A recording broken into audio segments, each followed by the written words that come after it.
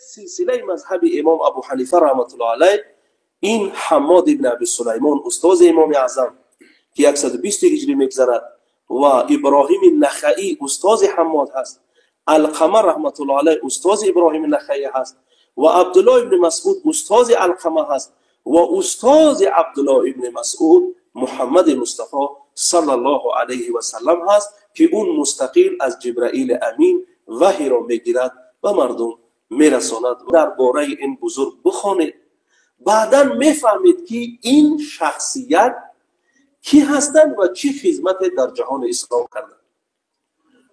شما قصه های درباره این بزرگ میخوانید که در حیرت میمونید. من قصه از امام اعظم را در اینجا نقل کنم و به آخر برسانم. وقتی که امام ابو حنیفه رحمت الله علیه خورد بدن، طالب علم بدن، یک خوابی دیدن که خوک خنزیر زیر درخت می آید، ریشه های اون درخت را میخواهد بکنند و نوچه های این درخت در سر اون خوک میزنند و این خوک برمیگردد، دوباره می آید در سایه همین درخت خواب میکند و استفاده میبرد. امام ابو حنیفه رحمت الله این خواب را میبیند، در حیرت میماند. صبح میخیزد، پیش استادش حماد ابن ابی سلیمان میرود. پیش حماد میرود، میگد که راوی که فوجده محموما مغموما، یعنی رفتن او را یافتن که اون بسیار غمناک و بسیار پریشان هستند. امام اعظم رحمت الله علیه خواب را که میبیند که خوک میاد ریشه درخت را میکند و بعدا اون نوچه های همون درخت در سر خوک میزنن و خوک میرود، بعدا میاد در سایه اون میشینه. امام ابو حنیفه سحری میرد این خواب را با حماد که نقل کرد. حماد را میآورد که بسیار غمگین است، میپرسد که چی شده است استاد؟ میگد که تو میدانید که والی این شهرها یعنی ملک این ممالک مرا فریاد کرد، گفت که ملاحده زنادقه بزرگان از این زندیقها و ملحدها می آیند، اونها با تو بحث میکنند درباره وجود خدا، که خدا هست، درباره وجود خدا با من بحث میکنند و صبح این بحث سر می شود. من از بحث نمی ترسم، میگوید اما نحن ننازل فی ذات لا تراه العیون، میگه ما درباره ذات صحبت میکنیم که چشم ها او را نمی بینند، دست ها او را احساس کردن نمی توانند. اخاف علی الناس فتنه، من بر مردم میترسم که مردم در فتنه مردم را ناندازه، برای همین غمگینم. امام ابو حنیفه میگوید الله اکبر، این تعبیر خواب من است. میگوید ای استاد غمگین نشو، اون درخت علم است و اون شما شیخ من حماد و اون نوچه هایی که در سر خوب زدن، اون نوچه ها، اون غصن درخت، اون من هستم، شاگرد شما، تلمیذ و شاگرد شما. و اون خوب بزرگ همون ملحد ها هست، بزرگ همون زندیق ها هست که بحث میکنن و من اون را با دلیل و برهان حجت در سرش میزنم. بعدا اون تسلیم میشود، ایمان میارد، میآید در سایه درس شما می نشیند، گوش میکند. من خوابم را میگه تعبیرش را فهمیدم استاد.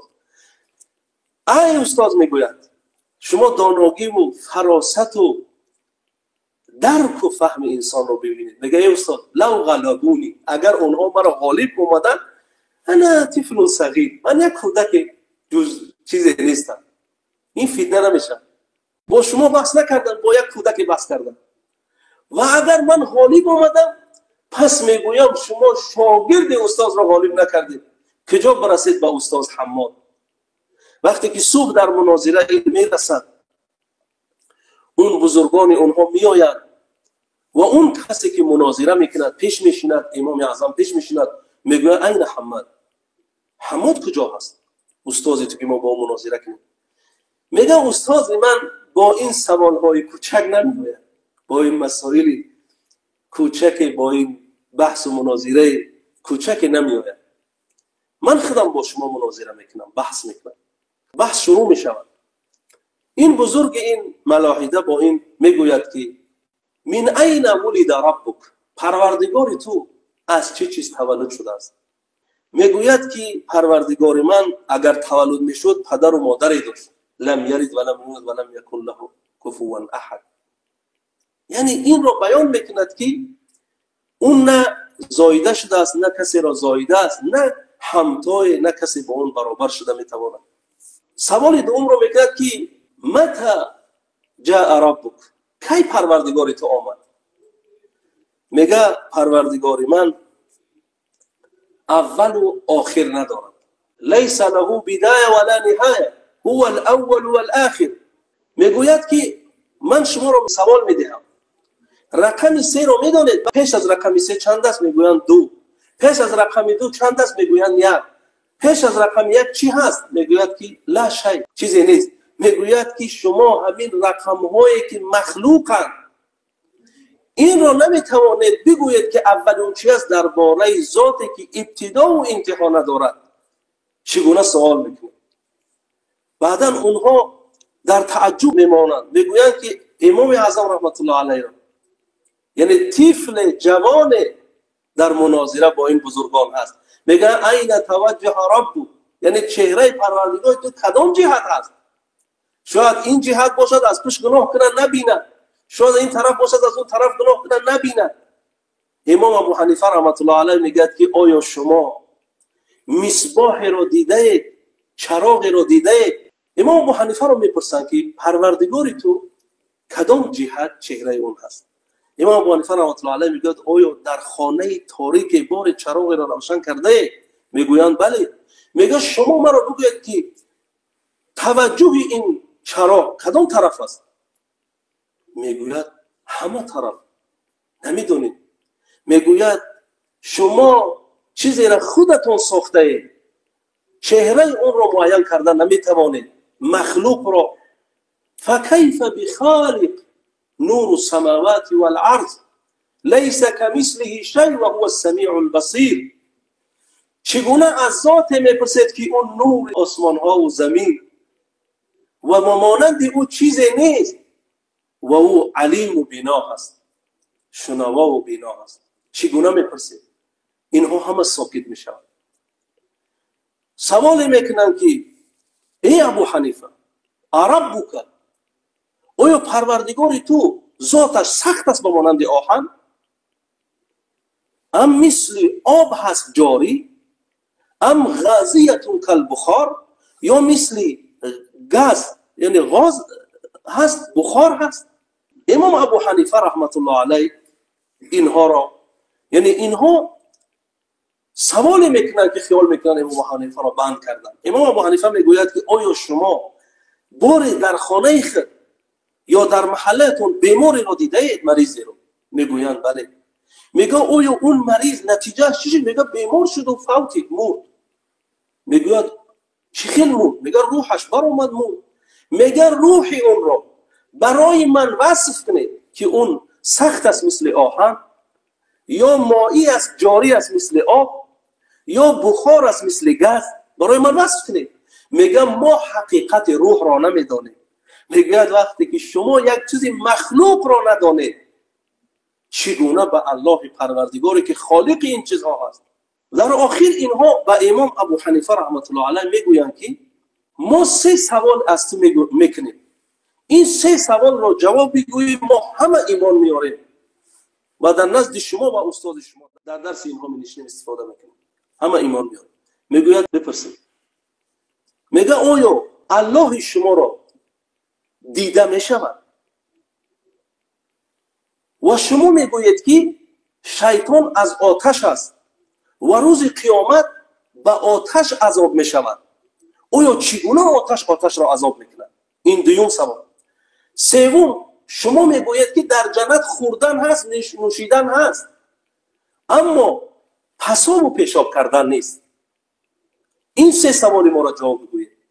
امام ابو حنیفه رحمت الله علیه این مقام دانایی، این خدمت در دین خدا، این نشانه که پیامبر خدا گفت اگر دین در ثریا باشد فرزندان از مردم فارس اون را میارند. این علامه، این فقیه، اینها را میگوید که این سه جواب عملا من شما را نشان میدم. عملا میگیرد یک لایه را کلوله میکند و به مانند یک چی گویم یک قرون به کلوله میکند و در سر همین بزرگ ملاحده میزند. وقتی میزند سر این میکفه، خون میاد، داد و فریاد میزند. میرود قاضی را میگه بیارن تا اینکه عقاب کند امام اعظم را. این جواب وقتی اون رو میارن میگه که چرا این کار را کردی؟ میگه که من سوال اینها را پاسخ دادم. اینها از من پرسیدن که پروردگارت را دیده میشود. من اینها را جواب دادم. میگه چگونه جواب دادی؟ میگه آیا من این را زدم این درد حس کرد؟ میگه چگونه حس نکرد؟ سرش پاره شد، خون جاری هست، داد و فریاد میزنه. میگه دردی سرش را برای من نشان بده. این عاجز میشود از اینکه نشان بده. درد هست، نشان دادن درد را اینا همه عاجزند. میگه پس من خالق دردها را چگونه شما را نشان بدم؟ میگوید آیا شما برای این که سوال کردید که آتش را چگونه عذاب میدهد، خودت از چه چیز خلق شدگی هستی ای انسان؟ میگوید از خاک، از تین، از گیل، از خاک. میگوید من تو را به چی زدم؟ میگوید به خاک. آیا درد میکند یا نمیکند؟ این پاسخ تو بود. اما برای اون که جنت در میخرد و پس آن پیشاب نیست، آیا من و شما 9 ماه در بطن مادر نیستیم؟ میخریم و مینوشیم، بزرگ میشویم. آیا پساب و پیشاب ما کجا میرود؟ همه اونها تسلیم میشن با این، همه اونها ایمان میارن. حماد ابن ابی سلیمان امام ابو حنیفه را توصیه میکند که بعد از خودش صدر مدرسین، فقیه عراق، فقیه بغداد، فقیه کوفه، فقیه علما که ما چه مالکی اسد ابن فرات، چه شافعی محمد ابن ادریس، همه اینها شاگردان محمد ابن حسن شیبانی هستند که در مدرسه امام اعظم بزرگ شدن. اینها بنابراین برادران عزیز، شما پیروی از اون شخصیت میکنیم که ساعتها برای ما لازم است که ما از این بزرگ صحبت کنیم. و بزرگترین گسترش مذهب امام ابو حنیفه را من میخواهم در شما صحبت کنم. گفتم که شاگردانش این امام را برای جهان اسلام شناسانیدند، معرفی کردند. اما یکی از آنها که اراده خداوندی بود، در زمان مهدی، در زمان هادی، در زمان هارون الرشید، قاضی القضات در تاریخ اسلام، معنای قاضی القضات یعنی استادان همه، استازی همه، دانشمند بزرگ، امام ابو یوسف قاضی بودن. وقتی اون قاضی بودن، یکی از گسترش مذهب امام ابو حنیفه، فقه امام ابو حنیفه در جهان اسلام شد که اون بسیاری از این شاگردان را با عنوان قاضی و با عنوان مفتی در دیگر یعنی ولایت ها و شهرها میفرستادند و اونها با فقه حنفی فتوا میدادند.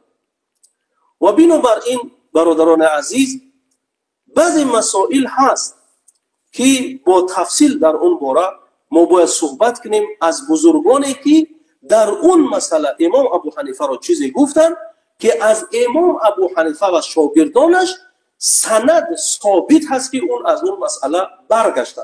این رو من میخواستم یک موضوع علاقه‌ای در این باره من با شما داشته باشم که ما غبار در دل ما نماند که این شخصیت چقدر ملکه اجتهاد و استنباط خدادادی داشتن و هیچ دعوای امامت و بزرگی نکردن. این را خداوند خواست و شاگردان و اون علمی که با واسطه ملکه اجتهاد و استنباط ذخیره کردن برای جهان اسلام، همون علم این را امام مذهبی بزرگ مسلمانان قرار داد. خداوند از ما و شما، از کل آنانی که پیروی مذهب حنفی میکنند، از کل جهان اسلامی که از فقه ابو حنیفه استفاده میکنند، خداوند ایشان را رحمت و مغفرت و شایسته جنت کند. ما شما را به خدا میسپاریم. السلام علیکم و رحمت الله و برکاته.